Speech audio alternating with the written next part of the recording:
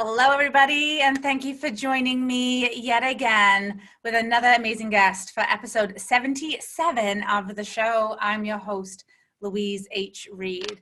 With listeners in over 145 countries and millions of iTunes downloads and ongoing podcasts, I'm the fortunate host here every Tuesday to talk life, leadership, and the journey of it all with everyday people doing extraordinary things. People who, like our guest today, take brave, bold action in pursuit of their dreams and goals, and are here to share their journey to help you do the same in yours. There's nothing more valuable than time. I say this time and time again every week. So as a way of showing my gratitude to you for listening each and every week, anyone who comments on a podcast episode with the hashtag LadyBossLoyalty are automatically entered into a draw to win exclusive Lady Boss Loyalty swag. There will be new swag coming soon, friends, so please comment away on Facebook, YouTube, or LinkedIn, and good luck. Without further ado, let me share with you a little bit about our guest today. We are fortunate to have Jonathan Paine with us. Let me read you his bio. So Jonathan is an award-winning illustrator, character sculptor, and toy maker. His fun, memorable work has been seen in the Oscar-winning films The Incredibles, Ratatouille, and Up, as well as the Oscar-nominated Cars, Ice Age, Lifted, and BOUNDIN. He has over 10 years of feature animation production experience and worked on the Muppet Show by the Jim Henson Company. Film clients include Pixar Animation Studios and BlueSky Studios, 20th Century Fox Animation, names that we all have come to know and learn about and love. Jonathan has created whimsical toys that include a series of Star Trek saving banks and talking lunchboxes. In fact, in 1995, actress Kate Mulgrew gave a Ferengi alien character lunchbox to comedian and host Jon Stewart during her interview on the Jon Stewart Show. How cool is that? Toy product clients include Disney Consumer Products, Warner Brothers, Thinkway Toys, and Kraft General Foods. Jonathan is currently celebrating the launch of his original bathtub toys called the Classic Monsters Collection. Jonathan, welcome to the show. Thank you, Louise. It's good to be here. It was just so fun even reading that bio. Everybody knows all of those movies and names. I mean, what an incredible resume that has just been summarized there. Yeah, I've been very fortunate with my career. Yeah. So how does one start? Because I'm sure at the age of 5 or 6 or 7, little Jonathan wasn't saying I'm going to be a toy maker. That's a really good question, actually. I grew up in an artistic family, so both my parents are artists. They also taught art professionally.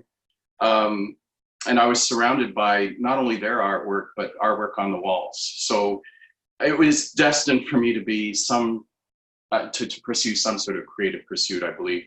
I remember from when I was 5 or 6, I would be out in the garden either making bows and arrows with knives and twigs and whatnot, or I would be drawing with a magnifier on pieces of wood. I don't know.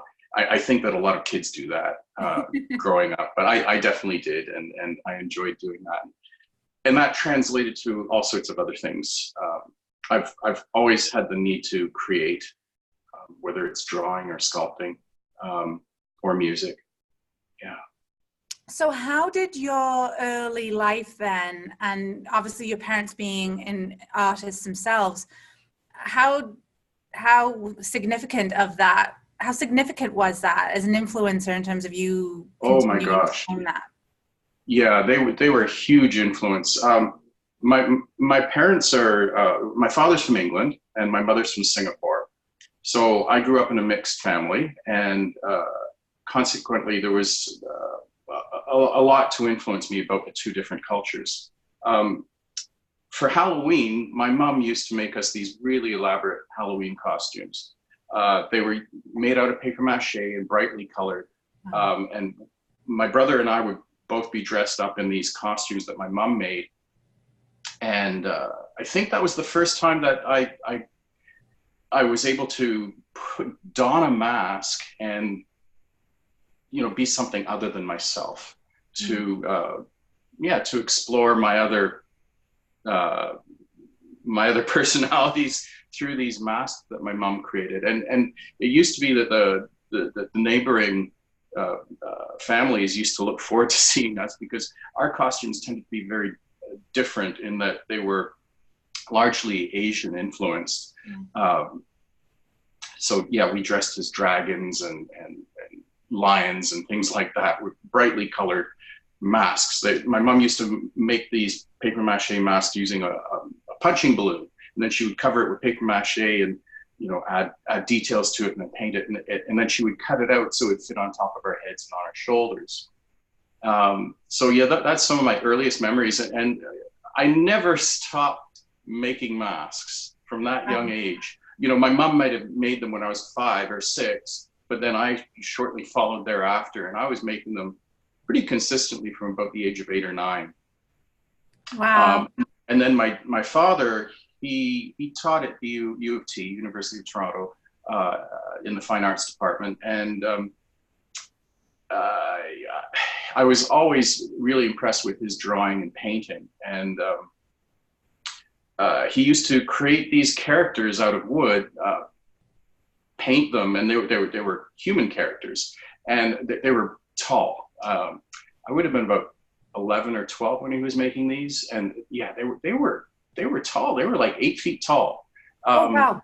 Yeah. So I remember these being around the house, and again, it's another character-driven art that I was exposed to. It's not what I do now, but it definitely helped influence me and start me on that path. Yeah.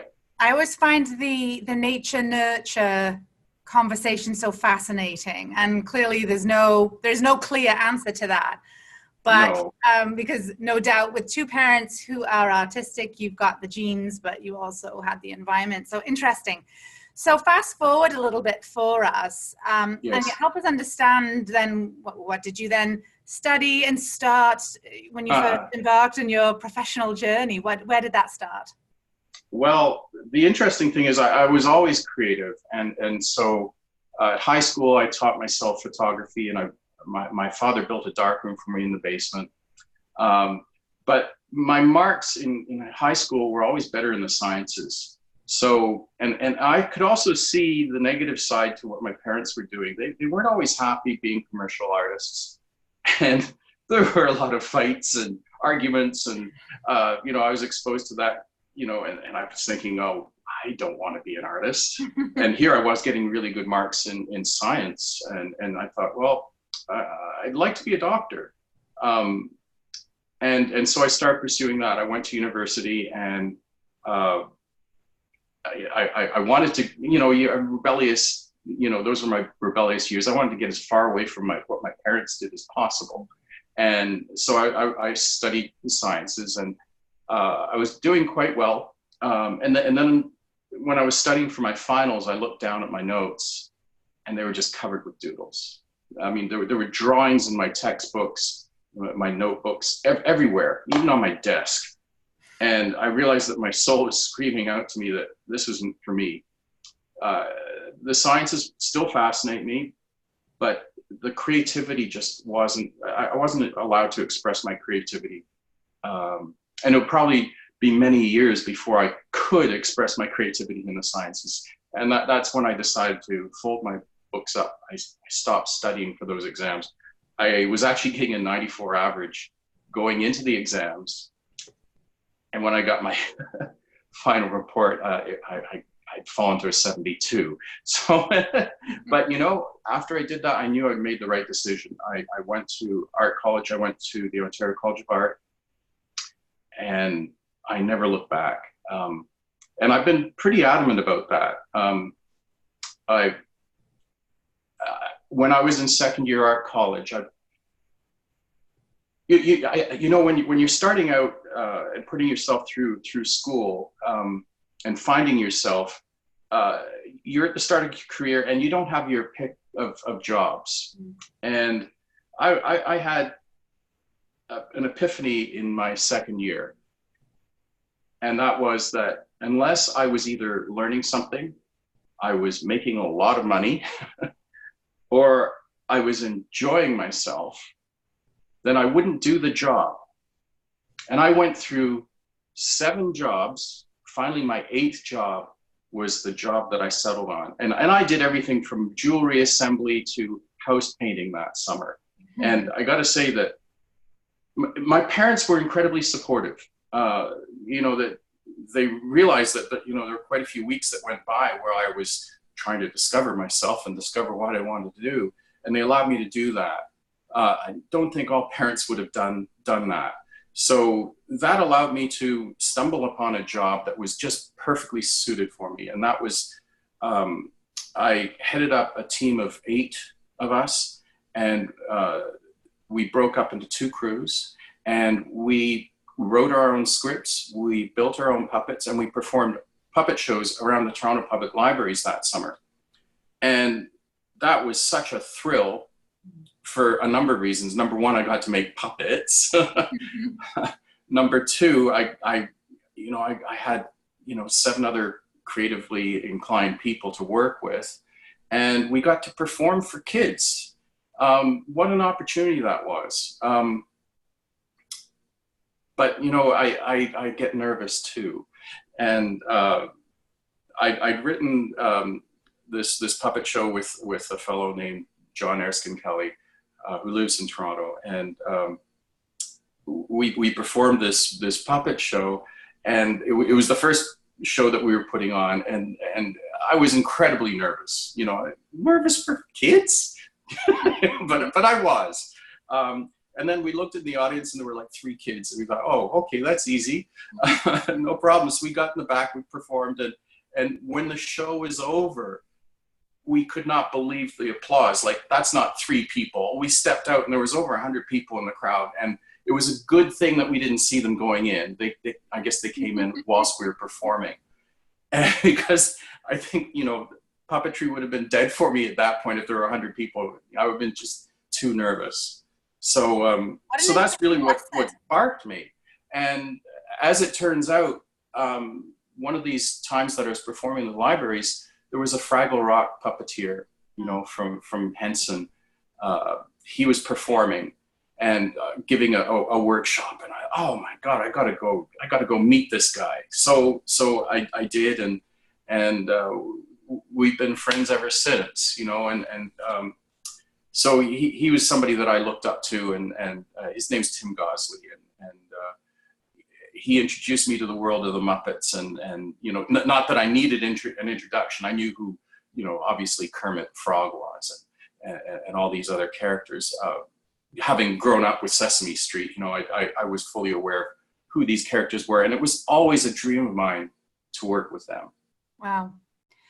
There are so many interesting parts of that story that we could go and explore. One of them I thought that was really neat. Early on, you were saying how you were really clear with yourself that if you weren't learning, making a ton of money, or having fun, you wouldn't do it. I even just love that you had that insight. Whether people agree with those 3 things or not, that's not the point. It's that you were very intentional about what you would do and what you wouldn't do. Yeah. And I don't see a lot of people being that intentional, especially at that age. I can't answer why I got that, but it was, I guess it was based out of the fact that I spent some time at university and got really frustrated with not doing what I wanted to do, and not being creative. And I was lucky that I realized that I need to express myself creatively. I get the same way about reading books. If I haven't read a book in a long time, it's like this itch that I gotta scratch. You know, it's incredibly frustrating when I haven't got the time to read. And I feel that same way with what I do in my art. It's not an occupation; it's a vocation for me. I love that, and I know that will resonate with a lot of my listeners, because that's either what they have done themselves and created that, made some intentional choices, or they're at a point where they want to be making a shift. So they too can say that I do want to say this though, and I think you're going to be very humble, and perhaps not want to accept this. I think it took a lot of courage for you to do what you did. It took me to the age of 40 to be able to do that. And Wow. so I see a lot of that kind of strength and courage at that stage in one's life. I admire that, and I just thought that was worthy of calling that out. Oh, thank you. Yeah, it's not easy being an artist. There are a few times in my career where I've second guessed myself. Where perhaps financially it hasn't been as fruitful as I'd like it to be. I have had some blessings in my career and been very fortunate with the opportunities that have come by. But that's not to say that it's always easy. And it goes along with that. And I keep going back to, well, is it something that's rewarding to me as a person and as a creative soul? And I do find myself coming into these situations. I think it's really important for myself that I stick to what it is that fuels me. That I can feel excited about, that I can get behind, and some of the things that when I'm sculpting. It's really interesting when I'm sculpting a character or working on something. Sometimes hours will go by and I'll realize that I haven't eaten in 10 hours. I just get so wrapped up in what I'm doing. And none of that, sometimes I'll wake up, it's like I've been in a trance, and I'll wake up and I'll go, did I do that? Where did that come from? Sometimes I'll start a project and I have no idea how I'm going to finish it. But every time that I do, those steps reveal themselves as I go throughout the process. And that's really what I enjoy about what I do, is I don't always have the answers when I start out. But I just have the trust that they do present themselves as I go forward.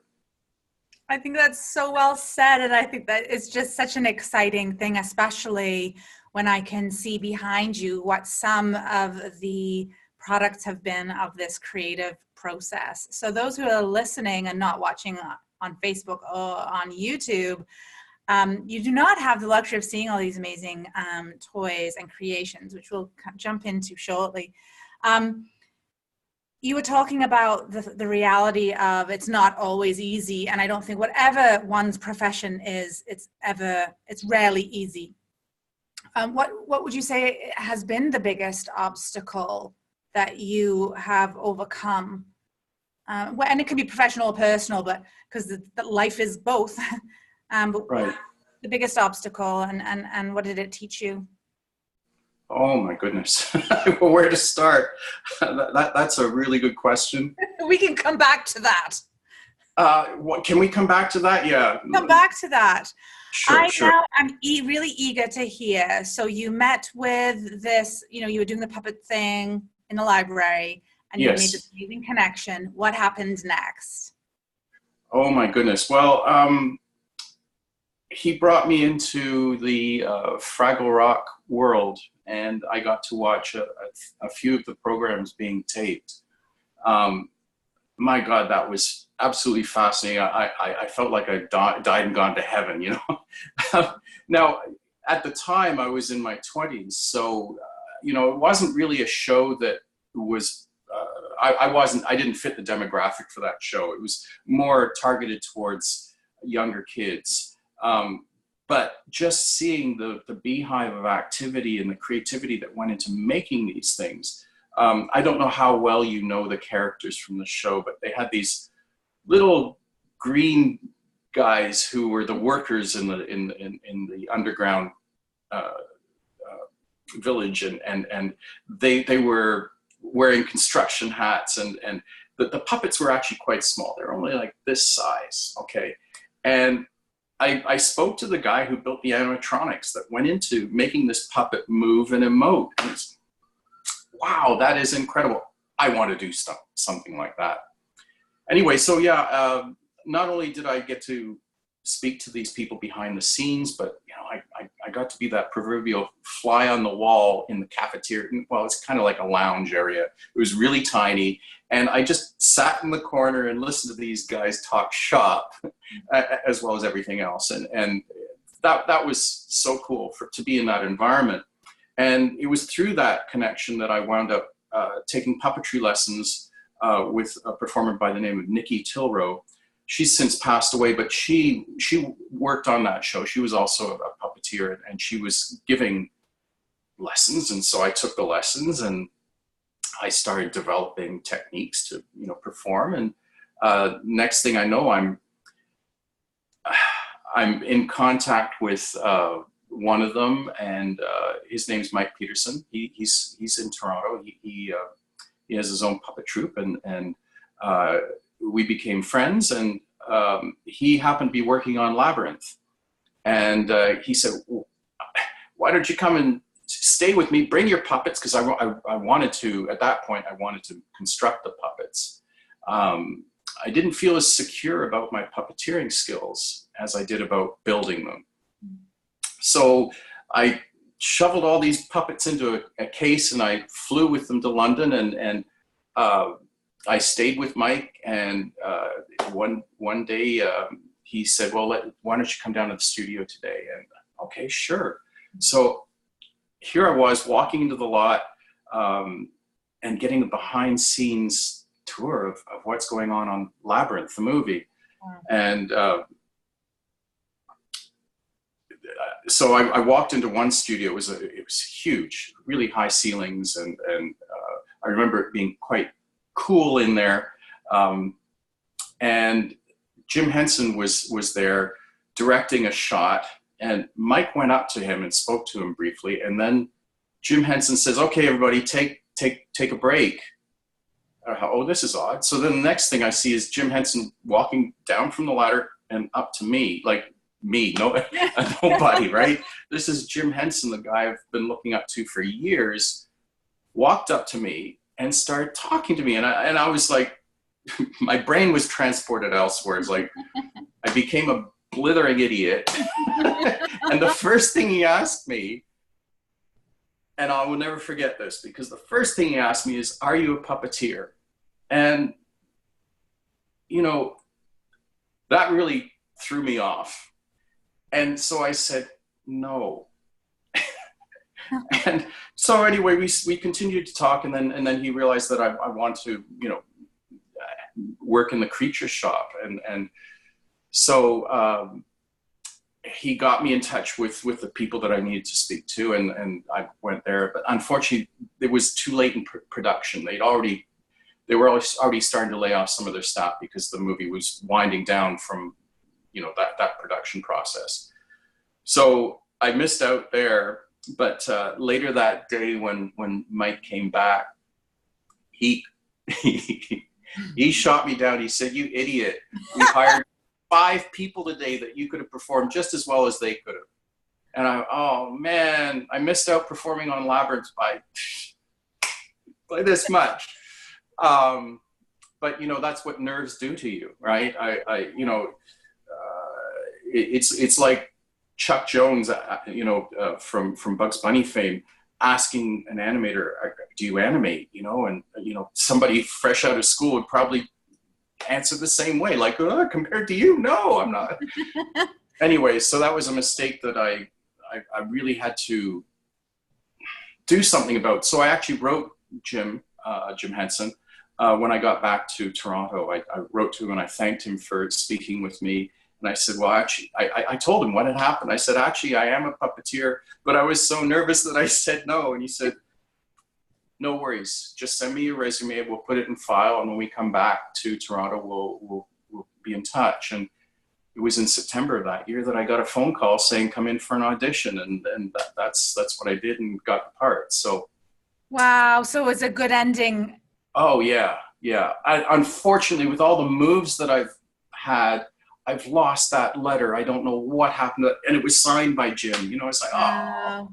But anyway, I have the memories and I have some photographs as well. So. Wow. What an amazing story. One of humor, and then of little bit of sadness. And then I love how you shared how you recovered from that. I say to my kids often, it's not that you make a mistake, it's how you deal with it after. It's what you do then in the face of that. So kudos to you again for doing something about that. And I'm glad that it had a happy ending. Yeah, me too. And so you've had a tremendous amount of experience and exposure with all sorts of other hits. Tell us how those have come into your life and how you've navigated this world of uncertainty. Right. Well, I've got a few stories. I've got so many stories. I don't know where to start. Let's the first one that comes to mind. Let's hear it. Okay. So this would have been after I've done the puppeteering. There aren't a lot of jobs in puppeteering, so I realized that I would have to do something else with my career. So I continued to concentrate on my sculpting abilities, and I applied at an animation studio that I don't think it exists in Toronto anymore. It was run by Bob Fortier, who ran the Animation House. It was a commercial production house making animated TV commercials. And I applied there and got hired to make not only props, but to build characters for the stop motion scenes and also to start animating. So that's where I got my stop motion animation start. And I developed my skills to such a level that my sculpting abilities were really refined at that point. One of the things about clay when you're sculpting it is it holds a lot of detail. So if you leave thumbprints in there, they will show up on the clay and then they'll show up on the television commercial. And so I don't know if you remember, but back in the 80s, the California raisins were huge. And so everybody wanted to have, clay animation in their commercials. And that's what we wound up doing at the Animation House. So I learned techniques to, make the characters really smooth and refined. Then I decided, well, I want to see if I can pursue my career elsewhere. And so I worked in London for a year as animator in residence at the Museum of the Moving Image, which is now defunct. What was interesting about that job is the very first person who worked in the office that I had was actually Chuck Jones. Mm-hmm. He opened the museum, and he was the animator in residence there. So I was just following his footsteps naturally. Wow. So yeah, I got that job, and I wanted to branch out. I wanted to get a stop motion animation job at one of the studios, but that was in the late 80s, or was it 1990, something like that. England was going through a recession, so there were no animation jobs to be had. So I came back to Canada, and this is when things started to change for me, because we were also starting to go through a recession, and I realized that how do I apply my new skill set? And to me, it seemed like sculpting toys would be a good option. And there happened to be a Disney consumer products division in Toronto. So I applied there, and the next thing I know, I'm sculpting toys for Disney. Wonderful, right? It's a dream.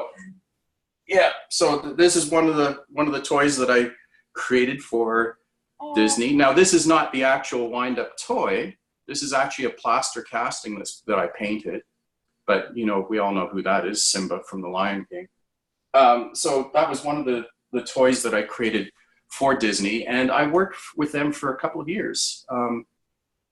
And worked on all sorts of things from Aladdin to Lion King, Hunchback, and so when you say worked on, what does that mean? So someone who is not in the industry, being me, and a lot of okay. What do you mean when you say I worked on? What did you? Okay, so I would be given drawings of a toy that a company wants to produce. Like they acquire the license to do, say, wind-up toys. And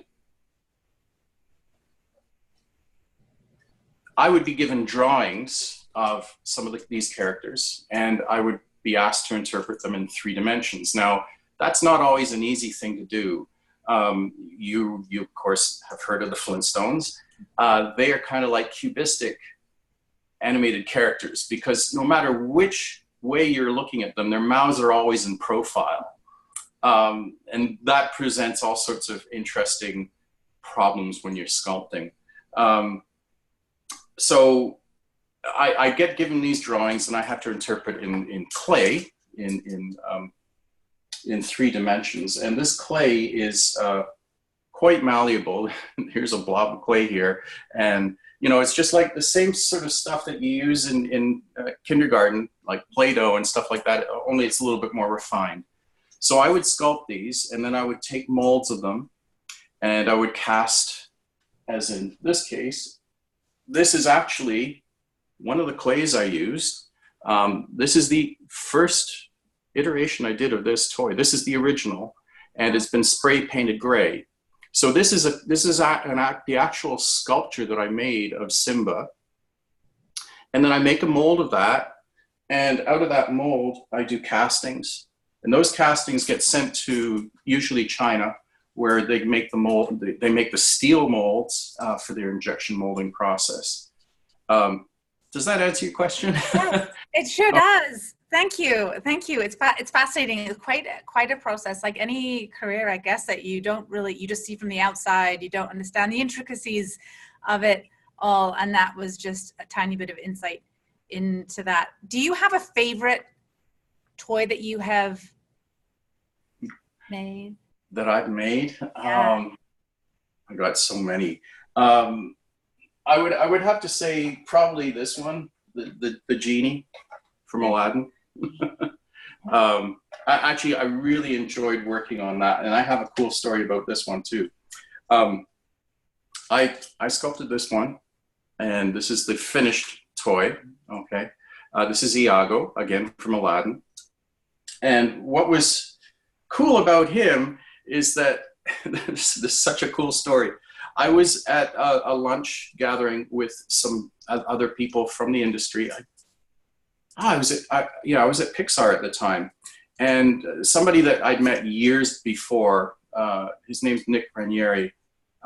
He said that it came up, and I can't remember how it came up in the conversation, but it came up that I'd sculpted this toy, and he said, "Oh my God, he'd given that toy to the guy who animated it on the original 2D animation movie."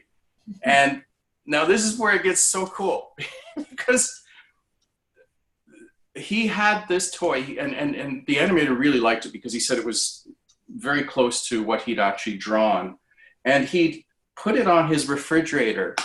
Now he lives in LA, and you might recall that they've had several devastating earthquakes. Well, it fell off the fridge, and the fridge fell on top of it. Now, I don't know if you know who Iago is, but that's a perfect ending for that character. It's true. But sadly, you know, it was crushed, and he didn't have a replacement. So as it happens, I had one in the original package. So I sent it to Nick, and Nick gave him this toy. But that's such a neat story. That is funny. So yeah, he's not necessarily my favorite, but he's up there. And so why is Aladdin one of your favorite? Why did you choose it? I just love Robin Williams in that role, and what a brilliant performance that was. And that movie was so good on so many different levels. And in fact, I teach as well, and I used to teach color theory, and I would use Aladdin as one of my lessons in color theory. And yeah, so that movie just spoke to me on so many different levels, you know, magic and, you know, talking tigers and all sorts of, yeah, just a really cool movie. So with all of what you've experienced through your life and through all of these ups and downs, certainly in the kind of industry that you work in, is there a thing that seems scariest to you when you look back? Like the scariest thing that I did was this? I think that was probably moving to the US. That was a big unknown for me. I was born in England, so moving there for a year didn't seem like a big stretch. But what we're exposed to in the media is, all the negative stuff that happens in the US. And so I guess I had a lot of trepidation about moving to the US. And I moved to Vancouver from Toronto for a reason, and that was to be in an environment that I found pleasing to my soul. We have mountains, we have the ocean, we have it's an outdoor playground here, and that's why I moved here. And then the idea of leaving that behind was difficult for a few reasons. Number one, I'd been in Vancouver for 5 years or 6 years at that point, and I really didn't want to leave. But I also recognized that I needed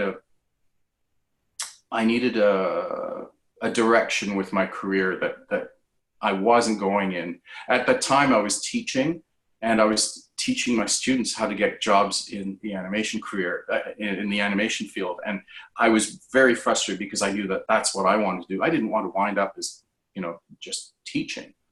Not to say that I don't enjoy teaching. I can get back to that later. But at the time, I just felt like, no, I really want to be in that collaborative environment that film gives. And so there was this push and pull about moving to New York. My parents had only just moved out to be closer to me in Victoria. And I spent 5 years persuading them to move out closer to me. And, just to throw all that up in the air to move for a job. And New York, as much as New York is really cool culturally, it doesn't have a lot of hiking trails. True. The one thing that I really missed moving from Toronto to Vancouver was the cultural diversity. We have some cultural diversity here, but not like Toronto did. And then of course you throw New York into the mix, and wow. So for an artistic leap, that was I needed to take it, but it was kind of scary to pick up and move. I didn't know how I would enjoy living back in the East. But the film project was just so amazing once I got there, And which one was that? That was Ice Age. Okay. Yeah, I was working with BlueSky Studios there. How incredible. And what was frustrating for me at the time, before I took that job on, is that I knew that I had the abilities to work within the computer as well as traditionally in clay. But a lot of the animation jobs, the HR departments would look at what I've done and go, well, yeah, but you don't have much CG experience. That's computer animation experience.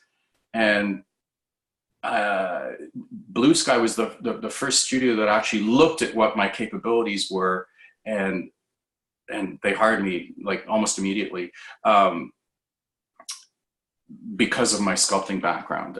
Everybody on staff, not everybody, but about 90% of the people in the staff who were in the modeling department creating the characters, 90% of those people sculpted outside of what they do in the computer. So was that then where your career really started to take off, in the model using computers and yes. Because you use computers a lot. Tell me how you use them now. And I want you to fast forward a little bit and tell me what it is that you're doing now and how computers are a part of that. Would you like me to give you a quick demo? Okay. I would love to. So those watching will get a treat, and those listening will just have to listen along the narrative. This is so exciting. Okay. Give me a second whilst I log in here. So this is quite an incredible screen that I have here. This is called a Wacom tablet, and it allows me to actually draw or paint right on the screen. And this program that I'm using is called ZBrush. And the way I like to think about this is like virtual clay. You'll see on the screen that I've got this sphere here. And with a number of brushes that I have at my disposal, I have this pen that allows me to mark on the screen. I can actually push the clay around. Wow.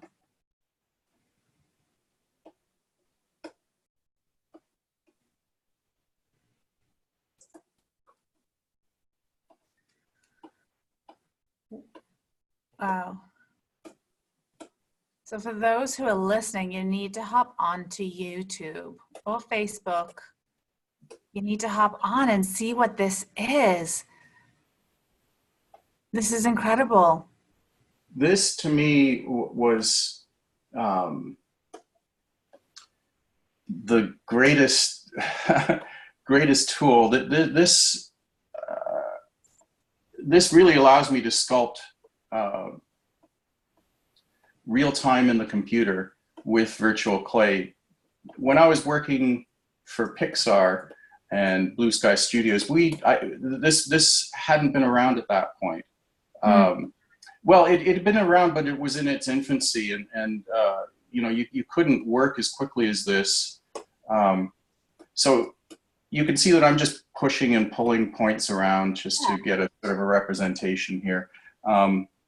Then there are brushes that I can use to actually build up the forms.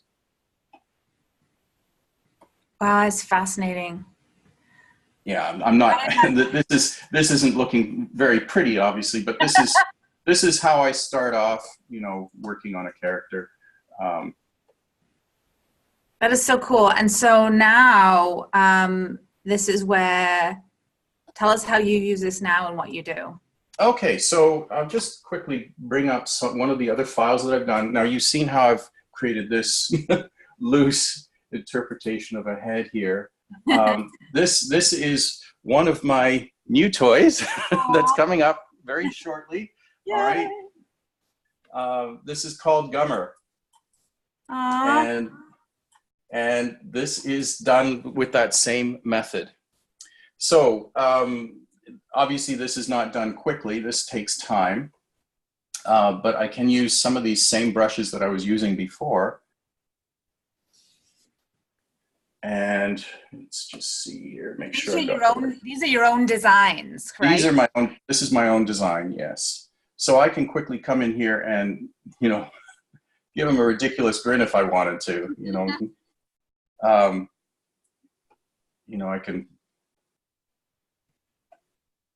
can very quickly sort of morph this into other features, and you can see how pliable this material is. It's fascinating. It's really fascinating. There's so much to delve into with everything that you're doing here and sharing with us.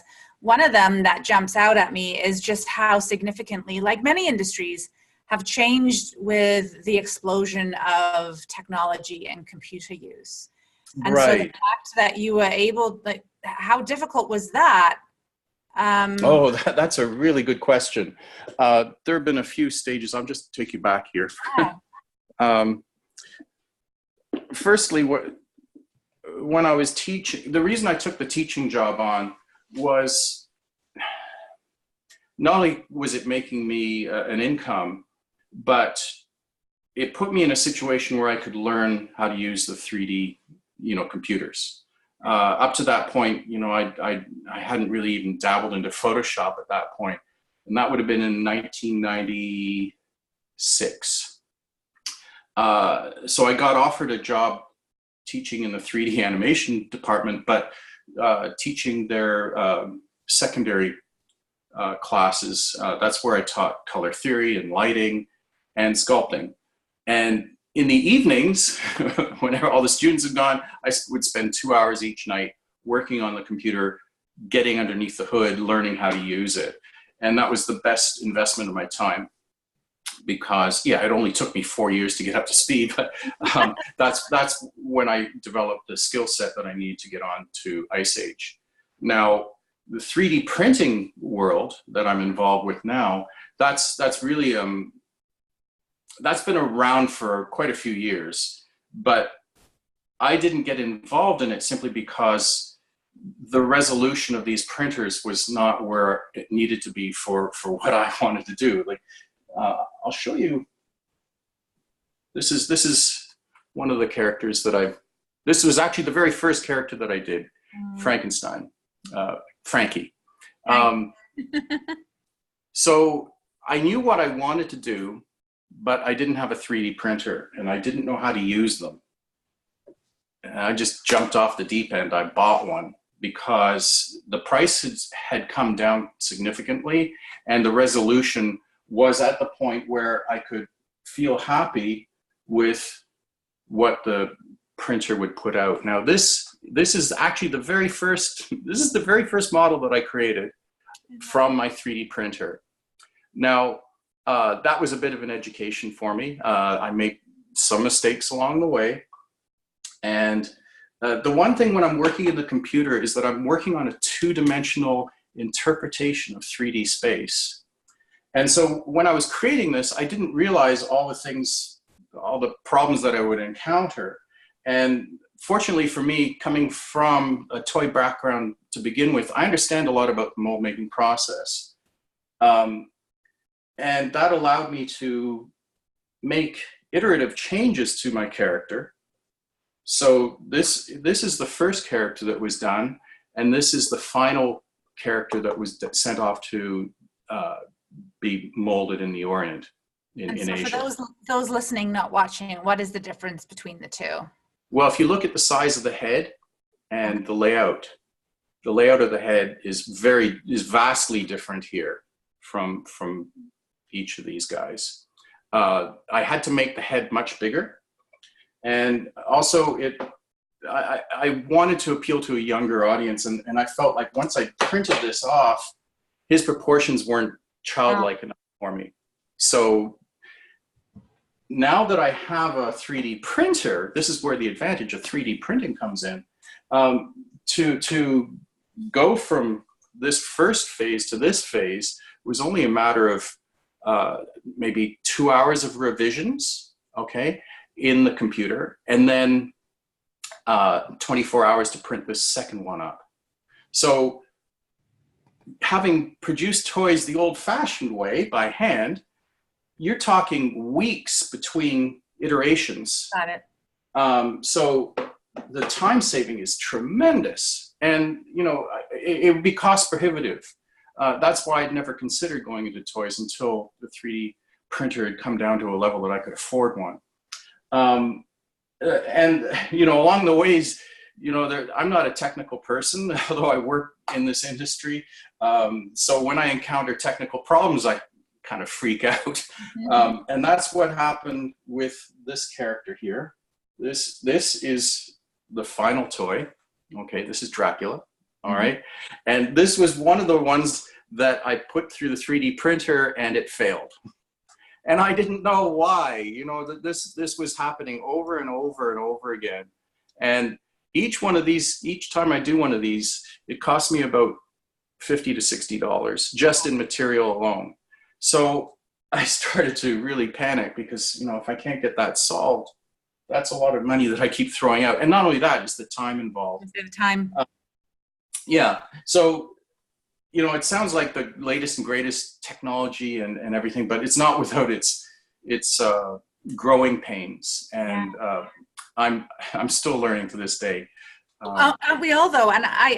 And this to me comes back to I just hear courage throughout the entire time we've been speaking. And I wanted to say it, to point it out to you because I mean it so genuinely, and I also want to point it out to my listeners. You have really articulated well that really early on in your life, you knew what fueled you and excited you and what you would and would not do. And I believe from what I've heard from you, tell me this may not be true, but that's what's allowed you to do all of these courageous things, is knowing what that is. You've made mistakes, you dusted yourself off, you kept learning, you reinvented yourself, you moved. All of these scary things, which you've admitted have been scary, but you've been so grounded and rooted in what you knew you wanted to do and who you wanted to be, that you were able to still feel the fear and do it anyway. Right. Yeah. Yes. And I'm definitely in one of those those moments myself right now. Yeah, starting this new toy venture has not been easy. Tell us about that, and then what inspired these bathtub toys, the Classic Monsters collection. Okay, sure. So first off, I wanted to do something that was my own. You know, when I sculpt toys for Disney or whichever toy company wants to use my services, I get paid once to do that, and it's out the door and I never see it again, kind of thing. And I wanted to have a little bit more, you know, a little bit more. I wanted to be rewarded for my efforts a little bit more than that. Now, if I were to do a Disney toy myself, in other words, purchase the license for it and then do what I'm doing now, it just cost prohibitive. Mm-hmm. So that left me with the option to, well, I know how to make toys. Why not just design them for myself, and then I can keep the rights, and I don't have to worry about, you know, having to pay for the licensing fees. I mean, they're astronomical, and really speaking, unless you've got, you know, huge backers, it's really difficult for the individual to get into that. So that's what led me to doing my own toys. And I also wanted to do something a little different. As my company name says, not another rubber ducky. Mm-hmm. As much as I like rubber duckies, I wanted to do something different. And I wanted to do something that I would have liked to play with as a kid, but didn't exist. And that's why I wanted to do the classic monsters. And of course, we have the Mummy, we have Frankenstein, Dracula, and the werewolf. And I wanted to do these for a number of reasons. First off, why bath toys? Well, the advantage to working with this type of material, okay, is that it's flexible. I don't know whether you can see that, but like a rubber ducky, you can squish it and it pops back to its shape. That also means that it can retain detail. And I'm not saying this because I'm full of myself, but there's nothing like this out there. Yeah. You can't get rubber duckies that are detailed like this. I shouldn't say that. There may be some that I'm not aware of, but I wanted to do something that was unique and that I had control over. So I still don't have 100% control over these because, yeah, my toys have been going all over the world. That's in Thailand. So I wanted to do something that would retain the detail that I could put into it, that I know the toy companies have the ability to do this, but they don't for other reasons. And one of those reasons is that detail costs money. You know, the paint job in these are quite elaborate. They're not your typical rubber duckies that have just got yellow body and painted eyes. These are hand painted. Wow. These are hand painted, and I wish they could be made here, but again, that would be cost prohibitive. There isn't a manufacturer of these in North America. Wow. So they have to be manufactured in China. And those are painted by hand, which also means that no two are alike. Each one is different. And I wanted to do something that was a little bit more detailed because that's challenging to me. And I enjoy a challenge. So how long have you been running this business? I started sculpting in the computer with these toys in, I guess that would have been the summer of 2017. So it was about August of 2017. To get my first production, my first run into production and finally toys in hand was about It was just over a year. It's like 13 months. So a long, involved process. The second series that I'm doing is taking even longer.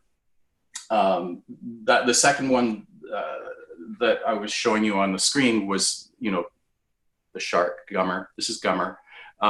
This is the hard prototype that I printed out.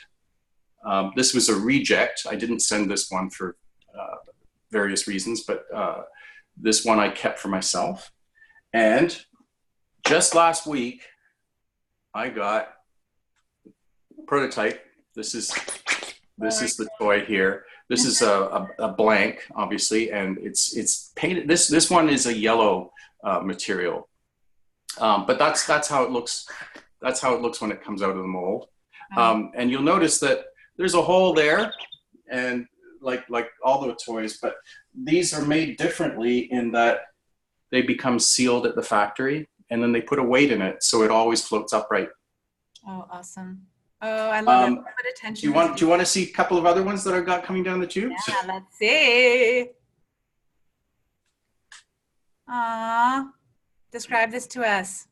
Well, I wanted to do a couple of characters that you might relate to in human terms. I did a caricature of like Stan Laurel, Oliver and Hardy. Yeah. I wanted to do them as toys, and I've always loved working with pigs, and so I did these pigs. Those are amazing. And so, what have you enjoyed the most about this part of your professional journey? Well, here's a funny story for you. The photograph that you sent to me, there's a little Thai boy there holding up the toy, and when he got that toy, he couldn't put it down. And they sent me another picture, and he's got it in his hands, but he's fast asleep in bed. And the funny thing, okay, here's an admission for you. When I create these things, and I first assemble them once they've gone through the 3D printer, I've been known to, you know, put them on my chest and fall asleep. For me, it's I don't know, it's that moment of, did I do this? This is so cool. It's you know, because it's so long in the computer, and when it's in the computer, it's flat. It doesn't mean anything outside that computer screen until you print it off, and you can hold it in your hands, you know. And so whenever my girlfriend has teased me because she's found me asleep in bed with the toy on top of my chest. So there you go. There's an admission. I'm sure I'm going to regret the world. I don't think so. It's keeping it real, right? It's keeping it real, and I think it shows you how much of your heart, or it conveys how much of your heart you put into this, that you would fall asleep with one of these toys on you. It's an extension. Well, it's an extension of you. Yeah, you know, I always wanted to have kids of my own, but that hasn't played out for me. And to me, the biggest thrill that I've had is giving one of my toys to one of my friend's kids, and it was a wind-up toy. I gave it to him, and well, I wound it up, and then I put it on the ground, and you know, he was standing up, and then as soon as he saw it walking on the ground, he fell on the ground, and he was transfixed. He was 3. He was just transfixed with this thing. You know, that to me was huge. You know, that gave me purpose. You know, yeah. If I can give joy to a kid like that, then I've done a good job, you know, and that makes me feel good about what I do. You know, when I was 11, I had appendicitis, and I had to go to hospital, and I had my appendix removed, and I remember being there and feeling kind of lonely. There was a police officer. He was 25. I asked him how old he was. 25, and I used to think, oh my God, he's ancient. And he sat down with me, and he read comics to me. And you know, it's like, wow, if I can give something like myself And that's why I do what I do. Is like I can give something to a child that they will enjoy and hopefully remember, then I'm doing what I want to do. And that right there, it summarizes why I think that I have this connection to you. The joy that you share with others when you talk about what you do feels great to be part of and to listen to. And so I know that who doesn't want to feel like that? Yeah. At the end of each day. And so I think there are many of us on the search for that, and I'm glad that you have found that, honed it, and continue to contribute that way. So if people want to get their hands on these toys, if they want to see what some of these look like, tell us where they can best do that and find you. Sure. The website, my storefront is called Not Another Rubber Ducky. I'll put that in. So notanotherrubberducky.com, okay? You can also enter notanotherducky.com. Both will get you to my storefront. If they want a little bit more information about who I am, what I've done, and what gives me joy, they can follow me on Instagram. That's JP Toymaker. Okay. And also I have a website which goes a little bit more still into depth on me, is jonathanpayne.ca. Those will be in the show notes, friends. So check out Jonathan's work, maybe gift ideas for some of the lovely little children you may have in your life. Check them out. They're super fun. And there's nothing I love more than continuing to support others who are pursuing their passions and their dreams, which you are doing so beautifully, Jonathan. Thank you so very much for your time and for sharing so generously with us today. Yeah, thank you so much, Louise. It's been a pleasure. I'm so glad. And of course, thank you to all of you as well, my loyal listeners, and remind you that info about my show and about my guest today, Jonathan Payne, can be found at my website, louisehreed.com. Also, a big shout out to my producer, Cameron Steele at Contact Talk Radio Network. And of course, as always, my one and only Jay Andrews, who I would not be who I am following my own dreams and passions without. I would like to leave you with a quote to ponder from Vincent van Gogh. I shared this quote last week and I just loved it so much. I want to share again.